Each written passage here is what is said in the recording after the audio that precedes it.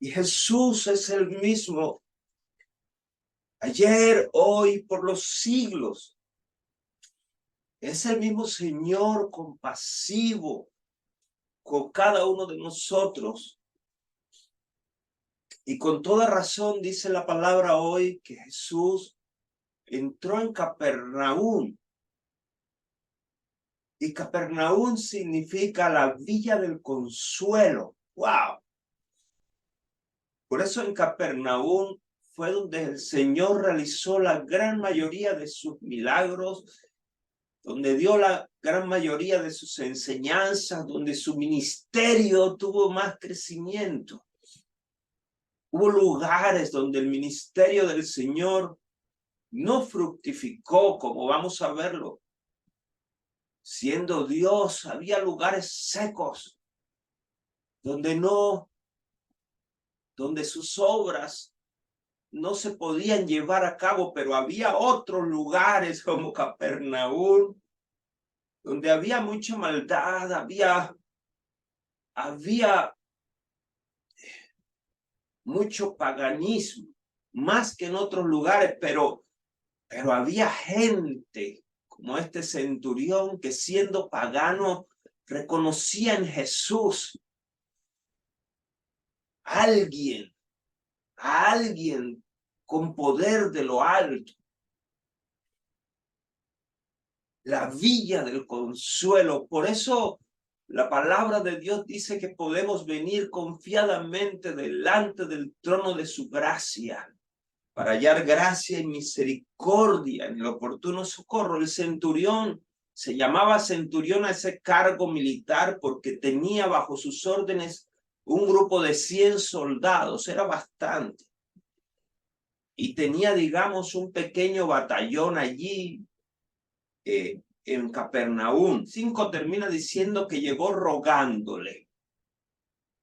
Es impresionante porque aquí estamos, el centro de la palabra de hoy es la autoridad. Y por eso primero habla de quién es el que viene a Cristo. Viene el centurión, el jefe de un pequeño batallón de 100 soldados. No era cualquier puesto. Era un hombre rico. Pero él, siendo un hombre de autoridad dentro del gran ejército del Imperio Romano, llega a donde Jesús con la actitud correcta. Le ruega a Jesús. El centurión se abaja, desciende de su posición humana para ser elevado en el espíritu. Aleluya. Esto nos habla, querido hermano, porque podemos echar una mirada hacia adentro y pensar, ¿para qué queremos que las cosas cambien a nuestro alrededor? ¿Para creernos más? ¿Para tener mayor autoridad? ¿Para sentirnos seguros en las cosas de este mundo o con las cosas de este mundo? ¿Para eso queremos que cambien las circunstancias? Es un grave peligro porque el hilo que separa la soberbia de la humillación es muy delgado. Y aquel hombre reconocía esa diferencia, reconocía su limitación humana y simplemente se abaja, se humilla de su posición de reconocimiento de su estatus social, de su estatus político, militar, y llega delante de Jesús rogándole. Ay, aleluya, la posición de este hombre es de humillación delante del Señor. Por eso, después de que se abaja, llega con esa actitud y le ruega y reconoce quién es Cristo. Señor, Señor, yo soy Señor aquí en la tierra me reconocen como Señor. Hay otros señores por encima de mí aquí en la tierra, pero el Señor sobre todo eres tú. Aleluya, gloria al que vive. Y él viene y le abre su corazón. Dice, mi criado está postrado en mi casa, terriblemente atormentado. El evangelista Lucas dice que estaba a punto de morir. Incluso el evangelista Lucas habla un poco más del entorno que acompañaba a este hombre. Muestra que hubo unos amigos de él, judíos. Ojo, este era romano, pero tenía amigos judíos. ¿Por qué? Porque él era un hombre que, sin ser judío, reconocía al Dios de Israel. Dice el Evangelio de Lucas que de su propio bolsillo les había construido una sinagoga a los judíos para que pudieran adorar a Dios. ¡Wow! Y por eso el evangelista Lucas habla de amigos del centurión que habían ido donde Jesús a rogarle que le ayudara. Tenía gente a su alrededor apoyándolo en la fe, aleluya. Cuando otros oran por nosotros y cuando nosotros oramos por los otros en medio de la dificultad, como estamos en esta mañana, hermano, incluso hay personas aquí que no se conocen, pero nos estamos apoyando hoy en oración los unos por los otros. Y dice que cuando él le abre su corazón y le muestra, porque dice el evangelista Lucas que este hombre amaba mucho a su criado. Y es que en la costumbre romana, los criados podían llegar a ser tan amados como un hijo. Es más, la historia muestra que hubo criados, digamos esclavos, sirvientes de casas romanas, que llegaban a ser adoptados como hijos. Había criados esclavos que llegaban a heredar la posición y las propiedades de sus amos. Por eso se entiende cuando este hombre amaba a su criado como a un hijo. Por eso le dolía tanto que su criado estuviera sufriendo tanto de aquella parálisis del cuerpo, pero también parálisis del alma. Estaba este hombre identificado con el dolor de todos aquellos que estaban bajo su propio techo. Jesús, viendo aquello, dice, yo iré, aleluya, y le sanaré. Cuando dice yo iré, el Señor muestra una intención compasiva que rebasa todo límite humano. Porque la costumbre judía era que ningún judío podía entrar a la casa de un romano, porque se contaminaba. O sea, aquel romano, aquel centurión tenía amigos judíos, pero aquellos hombres judíos piadosos tenían un límite en su compasión y en su amor hacia el romano, porque ninguno de ellos podía entrar a su casa. Ahora Jesús tiene una compasión hacia ese hombre. Ahora Jesús tiene misericordia hacia el dolor de ese hombre. Y Jesús dice, yo voy a ir y voy a entrar a tu casa. Aleluya. Tiene una intención compasiva que sobrepasa toda comprensión humana de aquel entonces.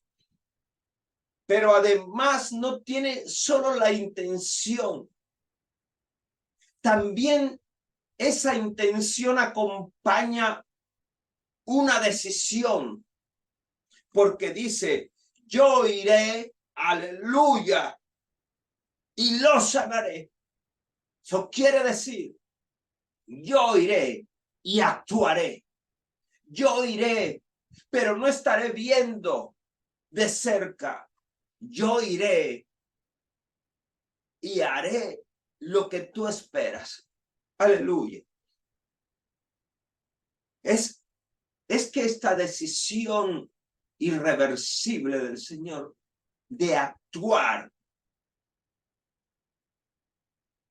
está, porque es que dice un corazón contrito y humillado, tú no lo desprecias.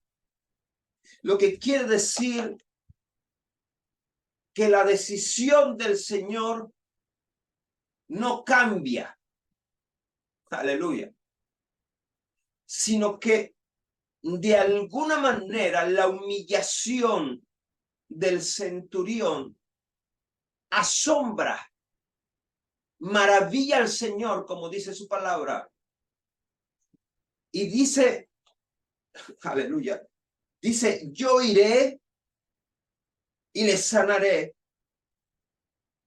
Y cuando el Señor ve a aquel hombre, su decisión no cambia, pero la manera en que va a operar el Señor sí. Santo. Porque inmediatamente el centurión le dice, respondió el centurión y dijo, Señor, no soy digno de que entres bajo mi techo.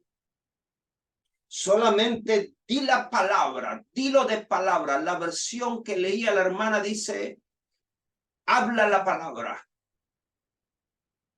y quedará sanado mi criado.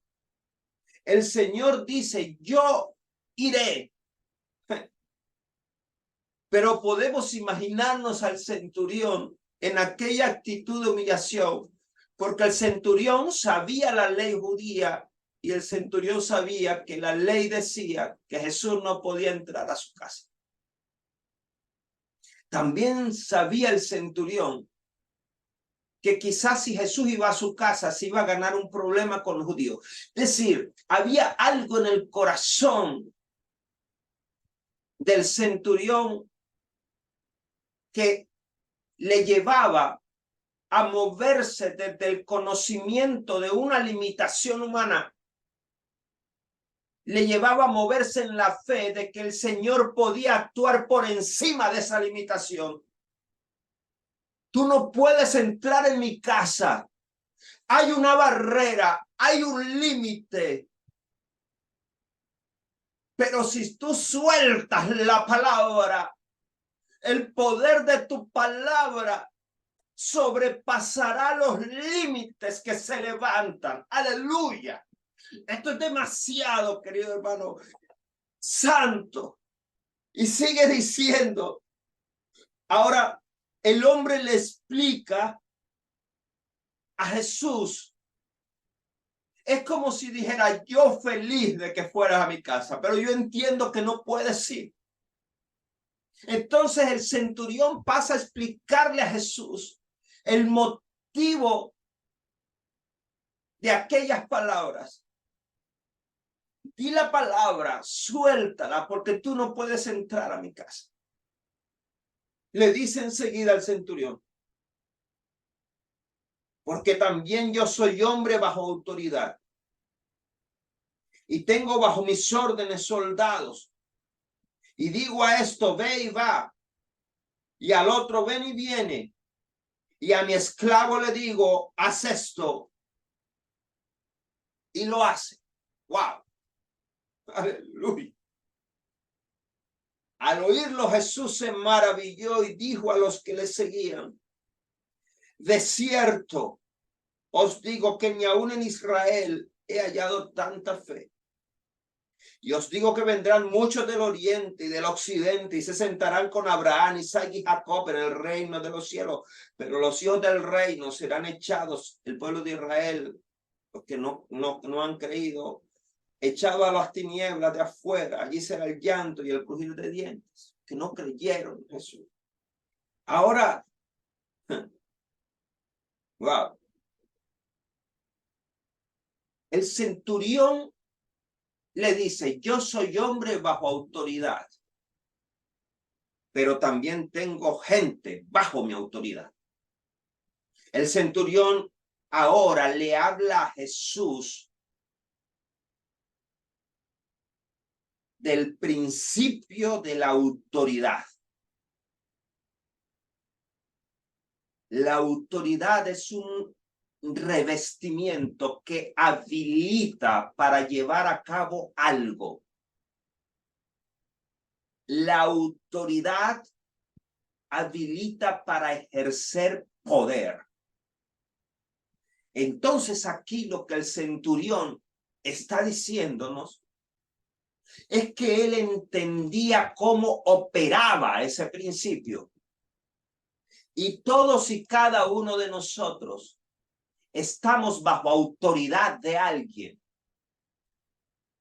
Pero a la vez todos y cada uno de nosotros tenemos a alguien por debajo de nuestra autoridad.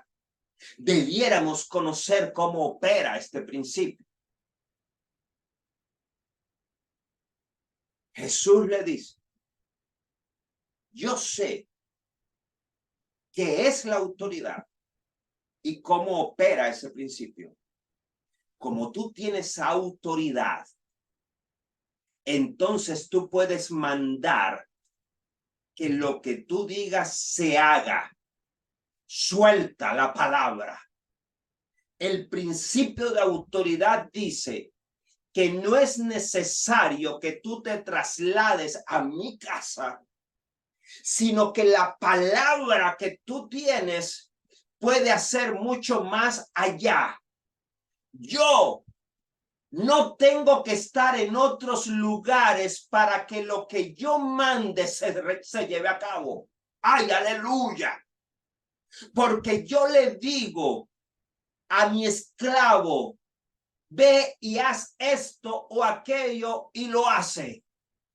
Si yo le digo a alguien bajo mi autoridad, ven, él viene. Si le digo a otro bajo mi autoridad, va, ve, él va. Pero hay cosas que se pueden llevar a cabo sin que yo tenga necesidad de trasladarme. Él entiende aquello y dice, tu autoridad está por encima de toda autoridad humana. Por más autoridad que yo tenga en la tierra, tú rebasas esa autoridad porque tu autoridad te ha sido concedida de lo alto. Le dice, Señor, tú no tienes, ay, aleluya, tú no tienes que trasladarte para que se haga en cualquier lugar lo que tú ordenes que se haga, aleluya. Este principio de la autoridad de Cristo, el centurión lo comprendió perfecto y dijo, no importa lo que se oponga, tu autoridad te habilita para actuar con poder por encima de toda oposición. Aleluya, gloria al que vive para siempre. ¡Wow! Esto es una cosa impresionante. ¿Cuál es la naturaleza de este principio de la autoridad de Cristo? Dice la palabra de Dios en la carta a los Hebreos, capítulo 1, lo siguiente. Hebreos 1.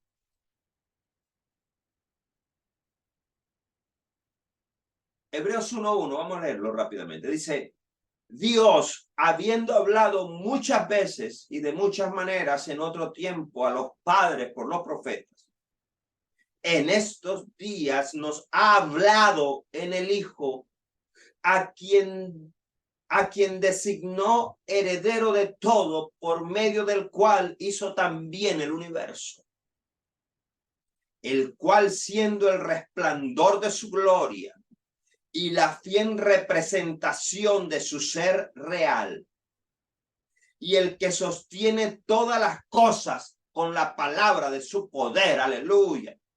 Habiendo efectuado la purificación de nuestros pecados por medio de sí mismo, se sentó a la diestra de la majestad en las alturas, hecho tanto superior a los ángeles, cuanto heredó más excelente nombre que cualquiera de los ángeles. Entonces dice que Dios habló muchas veces,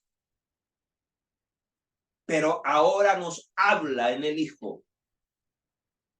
Y ese Hijo, por la palabra, por la cual se hicieron todas las cosas, el universo, ese Hijo sostiene todas las cosas con la palabra de su poder. ¡Wow! Ahora, el equilibrio de la casa de aquel hombre se había perdido. La paz se había ido. Pero aquel hombre conocía la autoridad que había en Jesús. Y esa autoridad que había en Jesús hacía que se desatara un poder cada vez que Jesús abría la boca. ¡Aleluya! Jesús sostiene todas las cosas con la palabra de su poder. Sostiene el universo. Sostiene la naturaleza. Sostiene tu vida. Sostiene tu casa con la palabra de su poder. Todo. ¿Dónde está el miedo? Tiene que huir. Porque Él lo sostiene todo con la palabra de su poder. Aleluya. Por eso es que en Mateo capítulo 28 dice Jesús: toda autoridad me ha sido dada en el cielo y en la tierra. Aquel centurión supo esto. Aleluya. Y Jesús aún no había muerto, no había resucitado, no había subido al cielo, no se había sentado a la derecha del Padre y no había enviado su Espíritu Santo para sostener la iglesia.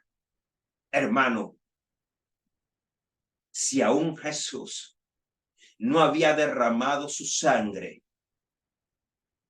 y este centurión logró conmover a Jesús con su fe, ¿cuánto más puedes lograr tú ahora que has sido lavado por su sangre y sellado con el Espíritu Santo de su poder? ¡Aleluya!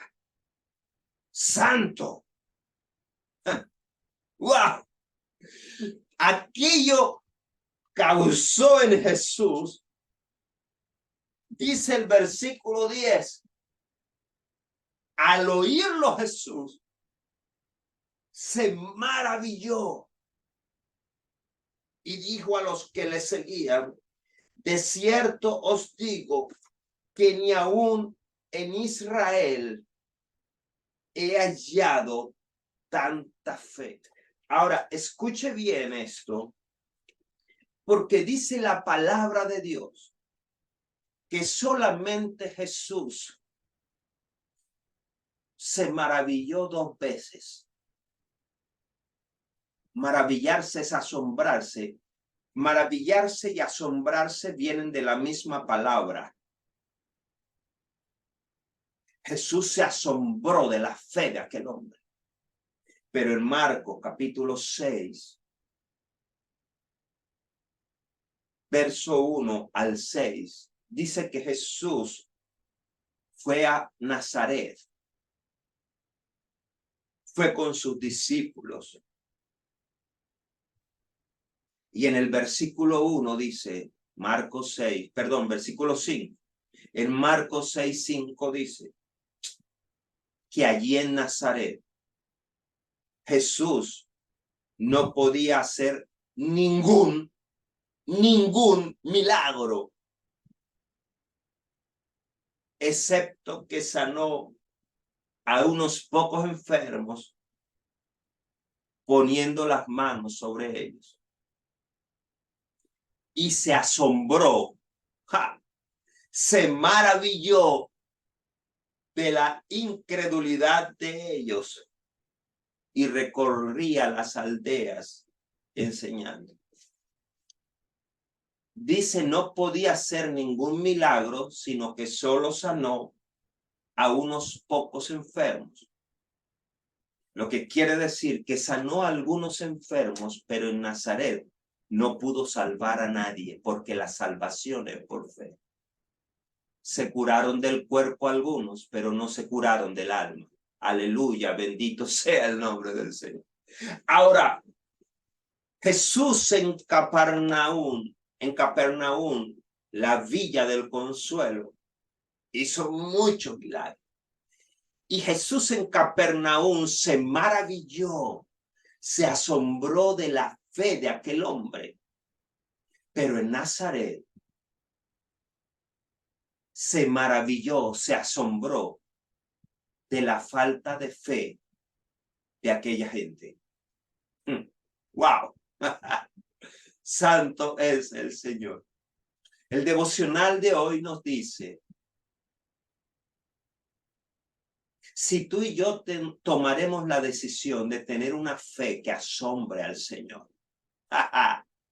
no una fe cualquiera, no una fe tibia, no una fe de aquel que pide pero no recibe porque en su hombre interior es como las olas del mar, que hoy cree, pero viene el viento y la ola va para donde el viento sopla. Hoy cree una cosa, pero las circunstancias cambian y ya no cree lo mismo de ayer. Ahora cree otra cosa. Ayer creía, vino el viento, movió su fe, ya hoy no cree. Esa clase de fe no asombra al Señor, porque dice el apóstol Santiago, el que tenga una fe así, que hoy es sí, mañana no, dice, no piense que va a recibir cosa alguna de parte del Señor. Aleluya, santo. Y yo sé que en esta hora la fe de muchos está siendo afirmada, reafirmada. La fe de muchos aquí hoy está renaciendo. Aleluya. Hay en este momento un cambio de ambiente allí dentro de ti. Ahora comienza a ver una paz que no tenías, que te era esquiva hasta esta mañana que te levantaste. Y tú ahora tienes una gana de tener esa fe que asombre a Jesús. ¡Wow, Señor! Hay esta oposición, hay este muro, hay esta dificultad imposible. Pero suelta una palabra.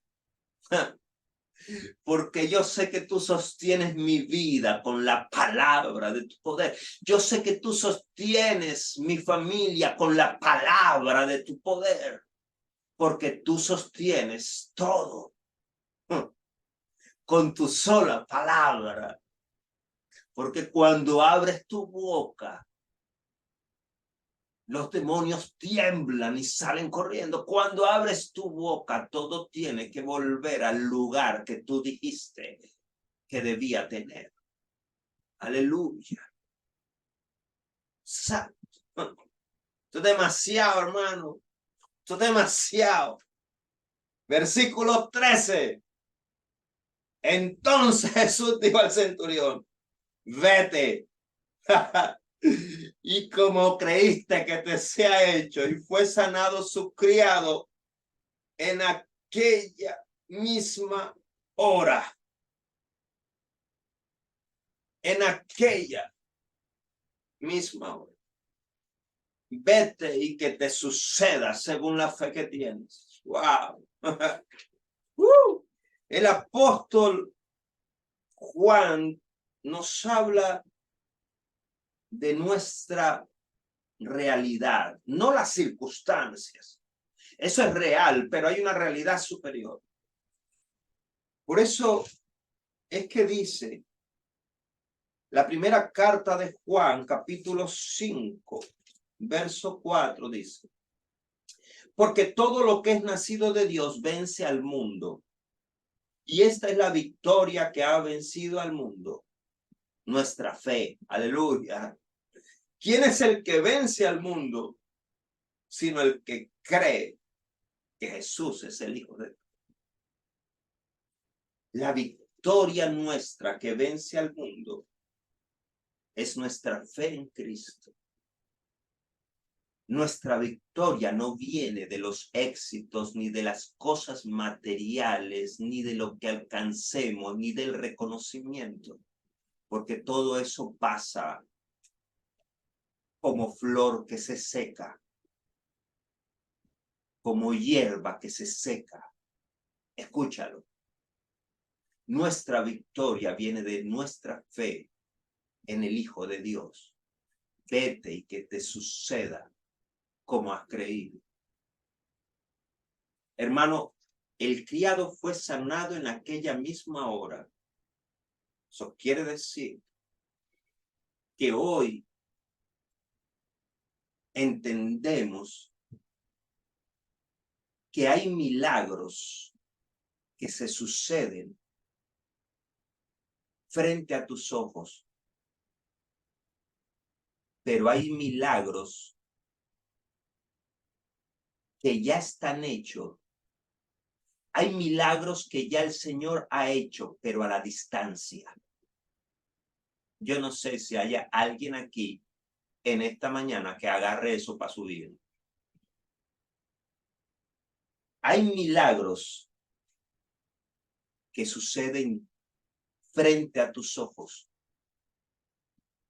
Y hay milagros que el Señor ya ha operado en la distancia, pero dice: vete, ponte en movimiento, camina, porque tu milagro ya está hecho, pero tú tienes que ir al encuentro de tu milagro. Ay, bendito sea el nombre del Señor, porque hay gente que quiere milagro, pero está sentado bajo la sombra del palo de matar ratón.